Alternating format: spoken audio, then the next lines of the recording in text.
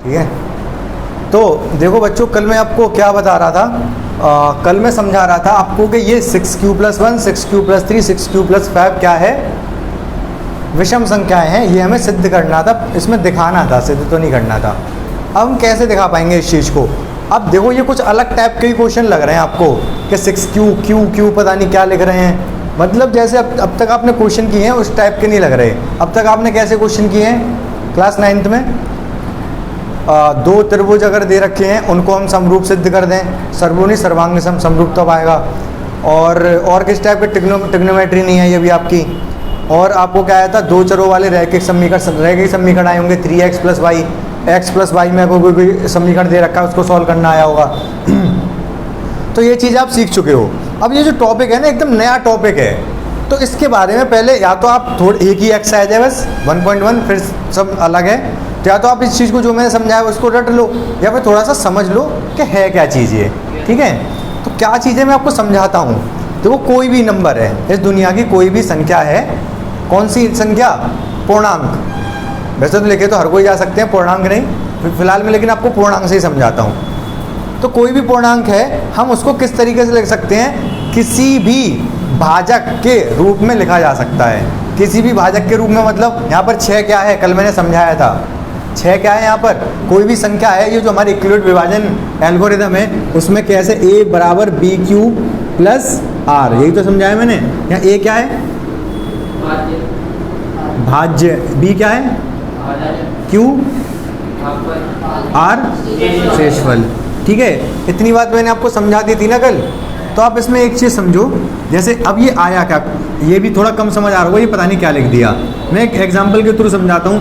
मान लो मैंने ले लिया यहाँ पर 38 और मैंने आपसे बोला कि इसको डिवाइड कर दो। आप किससे करोगे? चलो 6 से ही कर दो। 6 से डिवाइड करो, कितने बार जाएगा ये? 6 बार। तो और कुछ लो, 44 ले लो। नहीं, 6 से एक जैसा लगेगा। 44 है, कितने बार जाएगा ये? 7 बार। यहाँ कितने आएगा? 42। शेषफल कितना बचेगा? 2। तो पता है इसको कैसे लिख सकता हूँ? जो 44 ये भाज्य है, जिसमें भाग देते हैं भाज्य। 44 यहाँ लिख दूँ बराबर, जिससे भाग दिया वो है तो भाजक। 6 क्या है? भाजक। 6 गुणा भागफल 7 प्लस शेषफल 2। क्या मैंने कुछ गलत लिखा है ऐसे लिख के? बिल्कुल गलत नहीं लिखा है। 6 सत्ते 42 और 2 44, 44 ही तो लिखा है बराबर में। समझ रहे हो? तो मैंने इस चीज़ को कैसे लिख दिया? ऐसे लिख दिया। ऐसे मतलब ऐसे लिख दिया। ये जो आप लिख रहे हो ना भाग दे के, वही चीज़ है कहीं ना कहीं ये भी। ये भाग तो देना आता है ना, बचपन से देते आ रहे हो। उसी चीज़ को थोड़े स्टैंडर्ड तरीके से दिखा दिया। जैसे जैसे आप क्लास में बढ़ते जाओगे आपका स्टैंडर्ड बढ़ता जाएगा और चीज़ों को दिखाने का तरीका बदल जाएगा। पहले आपको भाग ऐसे दिखाया जाता था कि ऐसे भाग करते हैं, अब हम भाग बता रहे हैं कि ऐसे करते हैं। समझ पा रहे हो आप? ये भी भाग ही है कहीं ना कहीं। भाज्य, भाजक, भागफल यही तो है सब इसमें। ठीक है, तो इस चीज़ को ऐसे लिखना है। अब ये बात समझे पहले तो आप, आसान सी चीज़ है बहुत। ठीक है, अब इसके बाद आपको क्या समझना है? इसके बाद मैंने आपको ये समझाया था कि होता क्या है। जैसे कोई भी संख्या बता दो, चलो अपने मन से आप। 42, ठीक है 42 लिख ली। अब ये 42 है ना, इसको किसी भी भाजक के रूप में लिखा जा सकता है। भाजक हम कुछ भी मान लें, चाहे क्या भाजक मान लें? बताओ जो कहोगे वो मान लूँगा मैं। हाँ 5, ठीक है, भाजक 5 मान लिया हमने। 42 हमारा एक संख्या है। देखो इधर वाली चीज़ एक संख्या ही तो है। संख्या एक्चुअली संख्या ही को हम भाज्य कह दे रहे हैं। यहाँ पर ये हमारी संख्या है, इसको भाज्य मान ले रहे हैं। आपने भाजक बोला 5, कितने बार जाएगा ये? 8 बार जाएगा। शेषफल 2 बच जाएगा। ठीक है, तो कोई भी संख्या 42 को हमने 5 के भाजक के रूप में लिख दिया। 42 को ही मैं 6 के भाजक के रूप में लिख देता, 6 गुणा 7 लिख देता। 42 को ही मैं क्या कर देता, 7 या 8 या 9 किसी 10 के भाजक के रूप में 10 गुणा 4 प्लस 2 लिख देता। समझ रहे हो? यहाँ भाजक 10 है, भागफल 4 है, शेषफल 2 है। ये थोड़ी चीज़ समझ में आई होगी क्या बता रहा हूँ मैं। अब इसके बाद आप और चीज़ समझो। और क्या समझो? जैसे कोई भी संख्या है हम किसी भी भाजक के रूप में लिख सकते हैं, ये मैंने बताया अभी। अब आप ऐसा कोई भाजक बता दो मुझे, कोई भी नंबर बता दो। 6 तो यहाँ क्वेश्चन में, चलो 6 ही ले लो। अब अगर 6 हम भाजक ले रहे हैं ना, तो सारी संख्याओं को हम 6 के भाजक के रूप में लिख सकते हैं। जैसे कोई संख्या बता दो, उसके आगे पीछे की मैं ले लूँगा। मैं संख्या ले लो 51 ले रहा हूँ, चलो 51 को मैं लिख सकता हूँ क्या 6 गुणा 8 प्लस 3। 52 को मैं लिख सकता हूँ 6 गुणा 8 प्लस 4। 53 को लिख सकता हूँ 6 गुणा 8 प्लस 5। 54 को क्या लिखूँगा 6 इंटू 9 आ जाएगा, ठीक है। और एक पीछे वाले लिख लो, चाहो तो आगे वाले भी लिख सकते थे, लेकिन पीछे वाले लिख दे रहा हूँ। 50 को क्या लिख सकते हैं 6 गुणा 8 प्लस 2। 49 को क्या लिख सकते हैं 6 गुणा 8 प्लस 1। और 48 को लिखेंगे क्या 6 गुणा 7, नहीं 8। तो देखो हमने इतने नंबर, यही नंबर नहीं कोई से भी नंबर हम 6 के भाजक के रूप में लिख सकते हैं। अभी नोट मत करो, इसका कोई फ़ायदा नहीं है नोट करने का, आपको समझ आ जाए चीज़ मैं समझा क्या रहा हूँ, ठीक है। तो हम क्या कर सकते हैं, कोई भी संख्या को 6 के भाजक के रूप में लिखा जा सकता है। और कोई संख्या बता दो जो आपकी मर्जी हो। और शेषफल क्या आएगा, अगर 6 हमारा भाजक है तो शेषफल देखो यहाँ तो 0 है, कुछ नहीं है। 0 1 2 3 4 5, 5 ही आ सकता है, फिर शेषफल 0 हो गया। अगर हमारा भाजक 6 है तो शेषफल 1 2 3 4 5 हो सकता है, उससे ज़्यादा नहीं होगा, मतलब एक कम। अगर हमारा भाजक 100 है तो शेषफल कितना हो सकता है 99 तक हो सकता है, 99 से ज़्यादा नहीं हो सकता, ठीक है। ये बात भी क्लियर होगी आपको। तो इतने नंबर मैंने लिखे, इसके आगे की वैल्यू भी लिख लो। अगर 55 आएगा तो 55 को क्या लिखेंगे 6 इंटू 9 प्लस 1। 56 को क्या लिखेंगे 6 इंटू 10 प्लस 6 इंटू 9 प्लस 2। मतलब कोई भी संख्या 6 के भाजक के रूप में लिखी जा सकती है। और 6 के भाजक के रूप में ही नहीं, कोई भी भाजक लें, मान लो 5 भाजक ले लिया तो 5 के भाजक के रूप में भी कोई भी संख्या लिखी जा सकती है। जैसा भी मैंने लिख के दिखाई, मान लो एक कोई संख्या बताओ, आप बताओ 7। 7 को क्या मैं 6 के 5 किसके भाजक के रूप में लिखूं, भाजक क्या लूँ तो संख्या हो गई, भाज्य हो गया 6। तो 6 गुणा 1 प्लस 1 हो गया 7। समझ पाए आप। अच्छा चलो, अगर मैं आपसे कहूँ 2 को 6 के भाजक के रूप में लिखो, लिख लोगे? नहीं, लिख सकता हूँ 6 गुणा 0 प्लस 2। 6 भाजक हो गया, 0 भागफल हो गया, 2 शेषफल। भागफल हमेशा आपने 1 या 1 से ज़्यादा सुना है, भागफल 0 भी हो सकता है, ठीक है। जैसे अगर मैं आपसे ये कहूँ कि आप 6 से भाग दे दो 2 में, क्या दे पाओगे? बचपन में ऐसा हुआ कभी, करवाया? आज करते हैं, बताओ क्या करोगे? पॉइंट लगा के 0 कहाँ आएगा 0? यहाँ पॉइंट 0 पॉइंट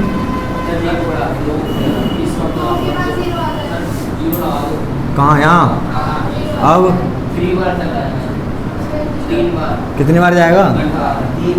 पॉइंट लगा के एक ही 0 तो बड़ा, एक 0 क्यों लगवाया? फिर 3 बार जाएगा 18, फिर 2 शेष बचेगा, फिर 2 हो जाएगा, फिर 3 रिपीट हो जाएगा, 0.3 पे बार लग जाएगा इतना। ये हमारा क्या आ जाएगा, ये हमारा आ जाएगा वो भागफल, ठीक है। और शेषफल यहाँ कुछ आया नहीं। यहाँ पर हमने क्या किया, भाग तो दिया, भाग पॉइंट में कर दिया हमने, ठीक है। यहाँ भागफल ये आया, कह सकते हैं भागफल आया, लेकिन शेषफल पूछूँ तो अच्छा, ये बचपन में ऐसे पॉइंट लगा करते थे आप इसमें, तो फिर यहाँ क्यों लगवा दिया पॉइंट? हाँ, उसका कोई इशू नहीं है, 0 आ गया, चलो ठीक है। हाँ, पॉइंट से पहले ऐसे करते थे बचपन में, चलो ठीक करते हो गए। फिलहाल मैं देखो ये बताना चाह रहा हूँ, कैसे 2 है, 2 में 6 से भाग दे रहे हैं, तो भागफल है आपका 0, शेषफल है 2, या फिर ये कह सकते हैं ये भागफल आ जाएगा, ठीक है। मतलब 2 को ऐसे लिखा सकता है 6 गुणा 0 प्लस 2। इतनी बात समझ में आई आपको? फिलहाल आपको मैंने समझाया क्या, मैंने आपको ये चीज़ समझाई है कि कोई भी संख्या हो हम किसी भी भाजक के रूप में उसको लिख सकते हैं। तो ये जो एक्सरसाइज है ये इसी चीज़ पे बेस्ड है। वो हमसे क्या कहेगा करने को, वो हमें वो ये कहेगा कि जैसे ये 3 संख्या दे दी, यहाँ पर भाजक क्या है 6 है, ठीक है। तो 6 अगर भाजक है तो संख्या कौन कौन सी हो सकती हैं? या तो 1 शेष हो सकता है, या 3 हो सकता है, या 5, या 2 और 4 भी हो सकता है, और 0 भी हो सकता है। इतनी तो संख्या संभव है। तो वो आपसे ये जो क्वेश्चन कह रहा है 6Q करके, वो आपसे ये पूछना चाह रहा है कि अगर हम 6 के भाजक के रूप में संख्याओं को लिख रहे हैं तो 6 के भाजक के रूप में संख्या कौन कौन सी लिखी जा सकती हैं? 3 ये और 3 और हैं। अब मैं मिटा देता हूँ ये सब। तो अगर हम भाजक ले रहे हैं 6 तो हमारी संख्या हो सकती है, एक तो 6q हो सकता है, 6q + 1 हो सकता है, 6q + 2 हो सकता है, 6q + 4। सही बात है, ये समझा दिया मैंने, 5 से ज़्यादा शेषफल नहीं आएगा।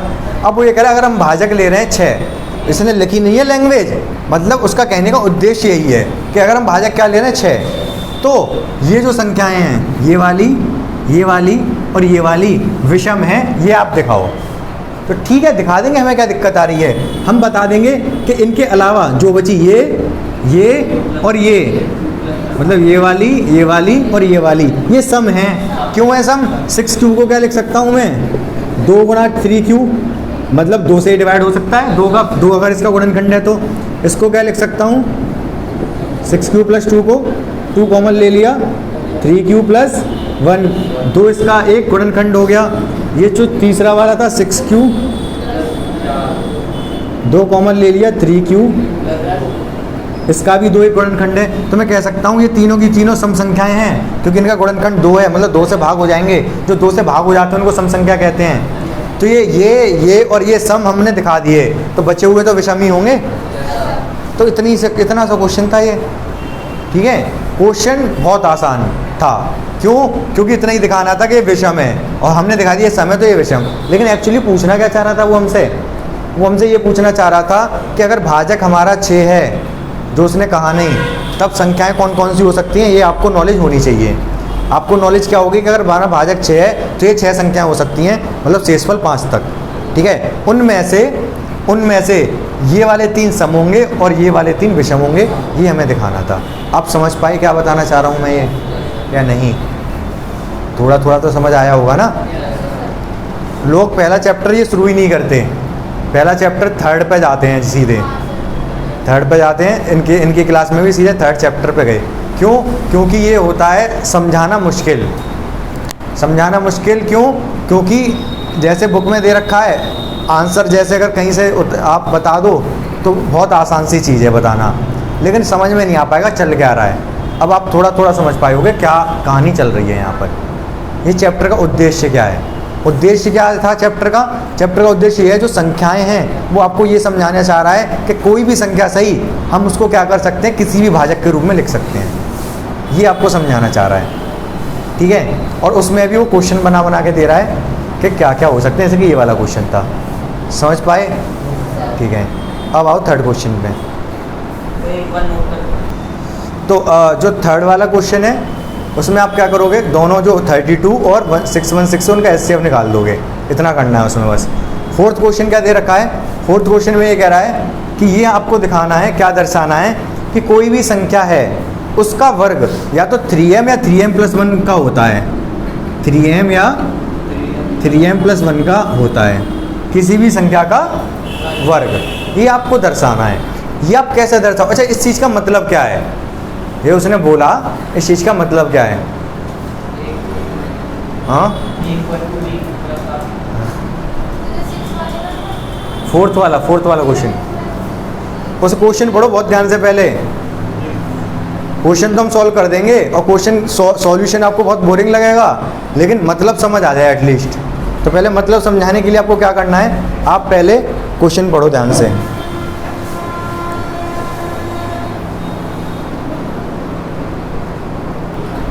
जो क्वेश्चन आपने पढ़ा तो क्या है, वो ये कह रहा है कि किसी भी संख्या का वर्ग, दुनिया की कोई सी संख्या ले लो, उसका वर्ग या तो 3m फॉर्म का होगा या 3m + 1 का होगा, ठीक है। कैसे वो हम चेक करते हैं, मुझे वर्ग बताते जाओ। 1 का वर्ग 1, 2 का 3 का 4 का 25,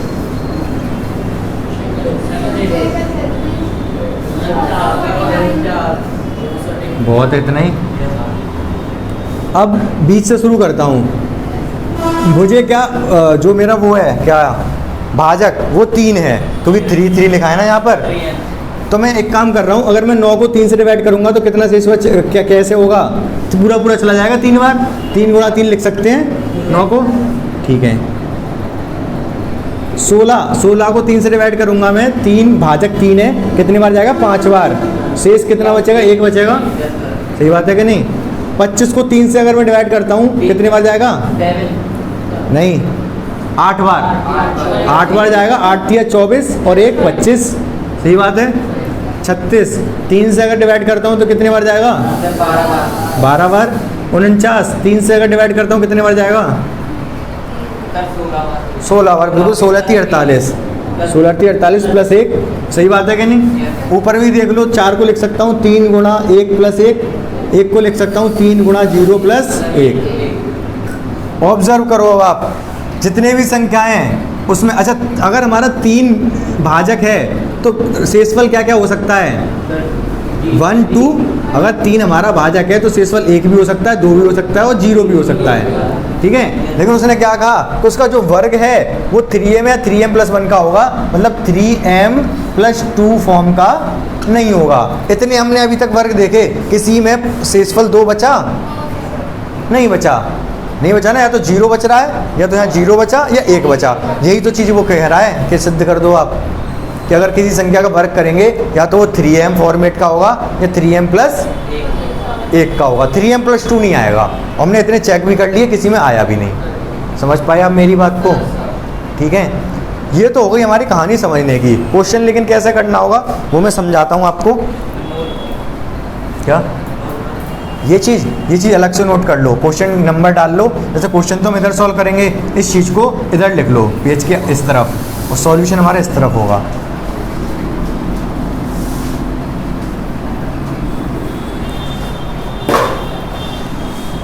तो इसको लिख लेना, पहले क्वेश्चन सुन लो।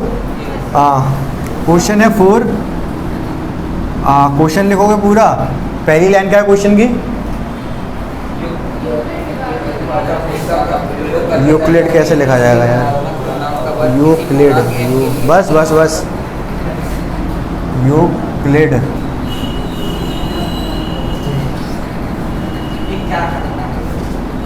विभाजन, पहला वर्ड है यूक्लिड विभाजन, और लास्ट वाला वर्ड क्या है, लास्ट वाला वर्ड क्या है, होता है। क्या होता है वो नहीं पता हमें, हमने ये क्वेश्चन लिख दिया पूरा। ऐसे शॉर्ट में क्वेश्चन लिख सकते हैं, पूरा क्वेश्चन थोड़ा ना लिखना होता है एग्जाम में। और हम ये चाहते हैं कि क्वेश्चन आंसर, देखो केवल आंसर लिख देते हैं हम तो थोड़ा अच्छा नहीं लगता है कि आंसर ही आंसर लिख दिया, तो हम क्या क्वेश्चन भी लिख जाए आंसर भी लिख जाए। शॉर्ट तरीका क्या है, ऐसे लिख दो क्वेश्चन, ठीक है। एक यूक्लिड विभाजन लिख दिया, डॉट डॉट डॉट लगा दिया, अपने आप समझने वाला समझ जाएगा। क्वेश्चन भी लिख गया, उसके बाद आंसर या सॉल्यूशन। तो सॉल्यूशन क्या होगा इसका, हम लिखेंगे यहाँ पर यदि भाजक 3 है तब संख्या क्या क्या हो सकती हैं, 3q + 1 और 3q + 2 हो सकती हैं, यही तो हो सकती हैं। अभी मैंने बताया कि अगर हमारा भाजक है 3 तो संख्या या तो 3q होगी या 3q + 1 या 3q + 2, 3 शेषफल नहीं आएगा, 2 तक ही आएगा अगर भाजक 3 है तो। 3 संख्या हो गई है, तीनों का वर्ग कर करके देख लेते हैं एक बार। 3q का वर्ग कर लेता हूँ फर्स्ट में मैं क्या कर रहा हूँ, 3q का वर्ग। 3q का वर्ग क्या होगा, 9 × q का स्क्वायर, 3 × 3q का स्क्वायर, सही बात है ये, ठीक है ना। क्यों लिखा मैंने ऐसे, 9 को तोड़ दिया 3 × 3 में, q का स्क्वायर अपनी जगह पर है, इसको मैं m लिख दे रहा हूँ, तो 3m फॉर्मेट का हो गया ये, 3q का स्क्वायर 3m फॉर्मेट का हो गया, ठीक है। दूसरा 3q + 1 का स्क्वायर, यही तो है दूसरा। इसका वर्ग करो, इसका क्या हुआ, a + b का होल स्क्वायर क्या होता है, + 2ab, बताया ना सभी को, आपको बताता है ये। अच्छा क्या होता है, a का स्क्वायर 3q का स्क्वायर + b का स्क्वायर 1 का स्क्वायर + 2a बी। ये क्या आएगा 9 क्यू का स्क्वायर 1 प्लस ये कितना आ गया 6 क्यू। ठीक है, अब मैं इसको क्या करूँगा 1, क्योंकि 1 तो मुझे चाहिए इधर। अच्छा इसमें क्या क्वेश्चन में ये नहीं लिखा, शॉर्ट में ये भी लिख दो, पर्टिकुलर विभाजन से बीच में कहीं क्या लिखा है 3m और 3m प्लस 1, जो वर्ग है वो इसमें आना चाहिए, 3m और 3m प्लस 1 का होना चाहिए। तो यहाँ पर तो ये 3m ही हो गया, यहाँ पर 1 और है ना, तो इस 1 को पीछे कर लो, 9q स्क्वायर 6q प्लस 1। यहाँ से 3 कॉमन आ सकता है, बिल्कुल आ सकता है। क्या बचेगा 3q का स्क्वायर, यहाँ से 3 कॉमन आया, 2 बचेगा q प्लस 1। इस पूरे को मैं m लिख दूंगा 3m प्लस 1। मैंने कहा था कि नहीं सॉल्यूशन थोड़ा आपको बोरिंग लगेगा, अब आपको ये लग रहा होगा क्या कर रहे हैं ये। ठीक है, यहाँ पर ये ऐसे लिख दिया, यहाँ पर ये 1 पीछे कर दिया, फिर जो भी बचा उसको m लिख दिया। क्यों? क्योंकि मुझे फॉर्मेट दिखाना गया 3m प्लस 1 का है ये। ठीक है, आपको या तो ये कह लो समझ में आ जाएगा, 1-2 बार जब समझोगे, या फिर रट जाएगा ये चीज़। ठीक है, हमने क्या किया, पहले वाला आसान था, दूसरे वाले में पहले होल स्क्वायर वाला फॉर्मूला लगाया, 1 जो आया उसको पीछे किया, 6q को आगे किया, इसमें से 3 कॉमन लिया। 3 ही कॉमन क्यों लिया? क्योंकि 3m प्लस 1 दिखाना था। पहले समझ लो इधर। ठीक है, 3 कॉमन लिया, इसको मैंने m मान लिया, 3m प्लस 1 हो गया। एक संख्या और रह गई हमारी 3q प्लस 2।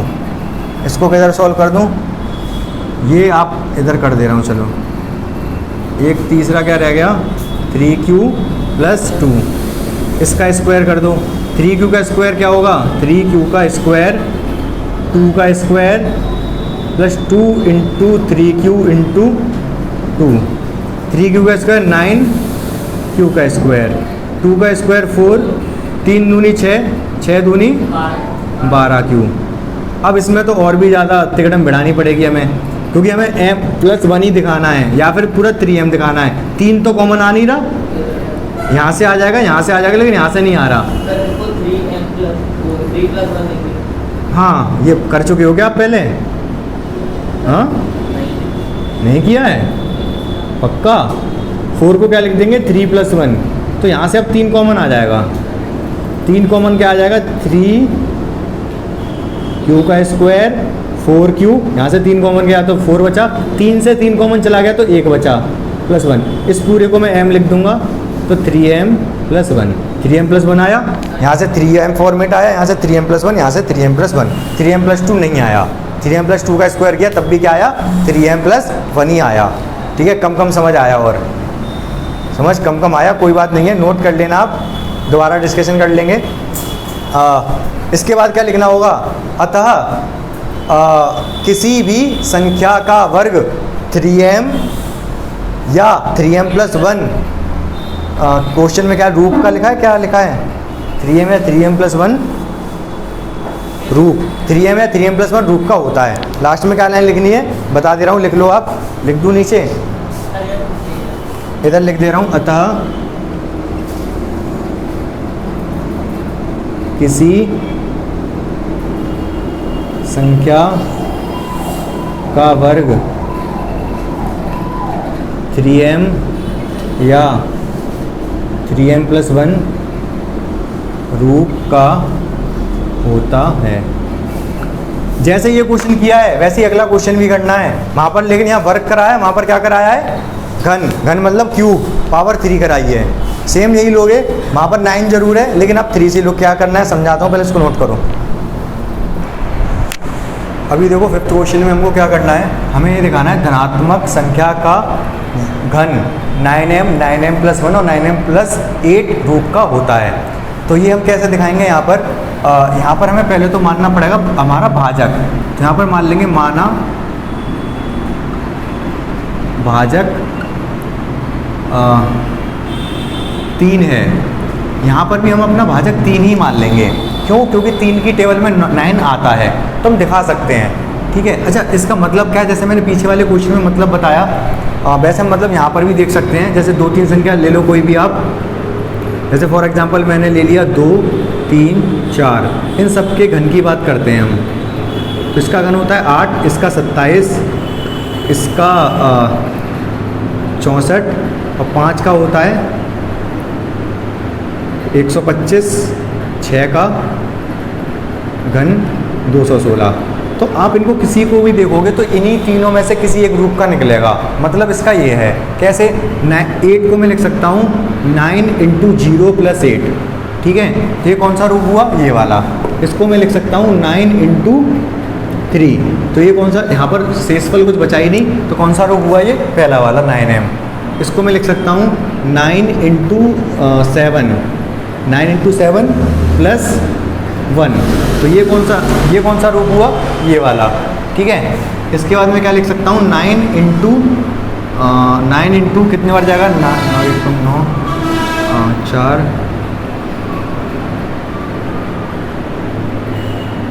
ये 15 बार पूरा चला जाएगा, नहीं 15 नहीं 135, 9 × 9, फिर बचेगा ये 3, ये जाएगा 3 9 27 प्लस 27, 9 × 9 से जाएगा ये 13 बार जाएगा प्लस 8, तो ये कौन सा रूप हुआ, ये वाला हो गया, ठीक है। अब 216 कैसे लिखा जाता है, 9 × कितने बार जाएगा ये, 2 बार, फिर बचेगा ये यहाँ पर 3 और फिर 9 चौक 36, तो ये पूरा आ गया। यहाँ पर शेषफल 0, इसमें 8 शेषफल, इसमें 0, इसमें 1, इसमें 8, इसमें 0। और भी कोई भी संख्या देखोगे तो यही फॉर्मेट आएगा, या तो 0 शेषफल या 1 शेषफल या 8 शेषफल, जबकि यहाँ पर हमारा भाजक क्या हो, जब 9 हो, ठीक है। लेकिन अब यहाँ पर हम अपना भाजक 9 माने, ऐसा कोई आवश्यक नहीं है।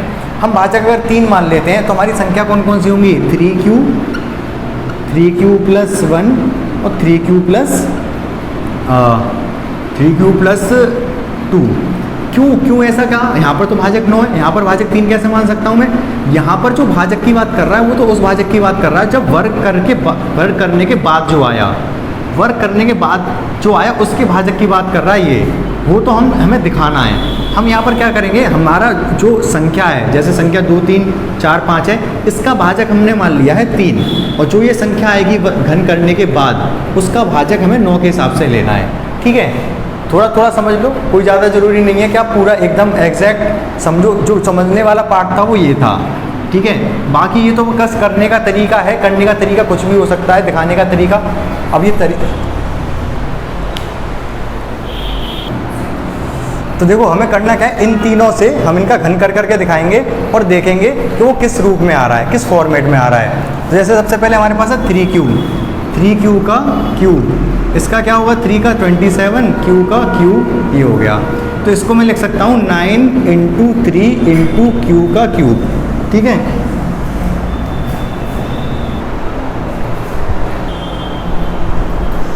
तो इसको हम अगर हम m इतने को m मान लें तो ये हो गया 9m फॉर्मेट का हो गया। दूसरा कौन सा है हमारे पास, 3q + 1, इसका क्यूब करके देखते हैं। a + b का होल क्यूब फॉर्मूला क्या होता है, a का क्यूब मतलब 3q का क्यूब प्लस b का क्यूब प्लस 3a मतलब 3q, b ब्रैकेट में a + b, 3q + 1, ठीक है। तो ये कितना हुआ, 27q का क्यूब, ये हो गया +1। यहाँ से हमें देखो एक्चुअली 9, यहाँ पर 9 दिखाना है ना, तो 9 कॉमन लेना है, तो मैं इसको ऐसे ही लिखा रहने देता हूँ 9 3 3q + 1, ठीक है। अब जैसे पीछे वाले क्वेश्चन में हमने किया था वैसे यहाँ पर करेंगे। क्या हमें 1 छोड़ना है ना, तो 1 ये वाला अलग कर देंगे इसको, बाकी इससे 9 कॉमन आ सकता है तो इसको आगे कर लेंगे। 27q का क्यूब प्लस 9q 3q + 1 + 1, यहाँ से 9 कॉमन, तो कितना बचेगा ये 3q का cube plus cube 3q + 1 + 1 bracket बड़ा वाला।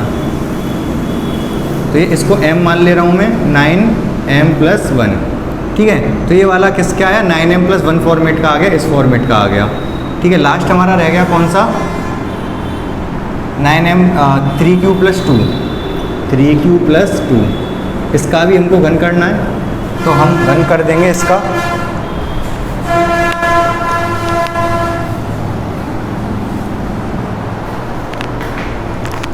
इसका घन क्या होगा, 3 का क्यूब, 3 क्यूब का क्यूब 2 का cube plus 3 into 3 cube into 2 bracket में 3 क्यूब प्लस 2, ठीक है। ये आया 27 क्यूब का क्यूब प्लस 8 प्लस 9 टू जा 18 क्यूब 3 क्यूब प्लस 2। सेम यहाँ से 9 कॉमन आ सकता है, यहाँ पर क्या करूँगा मैं, इसको एक पास कर लूँगा, 9 क्यूब का cube plus 18 cube 3 cube plus 2 plus 8। यहाँ से 9 कॉमन लूँगा, 9 कॉमन 3 क्यूब का क्यूब प्लस 2 क्यूब ब्रैकेट में 3 cube plus 2 bracket close plus 8। आप देख पा रहे होगे ये 9, इस पूरे को मैं m मान लूँगा, दिख रहा है इसमें, ठीक है। इस पूरे को मैं m मान लूँगा तो 9m प्लस 8, ये किस फॉर्मेट का आया, 9m प्लस 8। अभी ये कम समझ आया होगा आपको, लेकिन कंसेप्ट जो मैंने समझाया था वो कंसेप्ट है, एक्चुअल कंसेप्ट वही है, वही चीज़ हमको समझनी थी।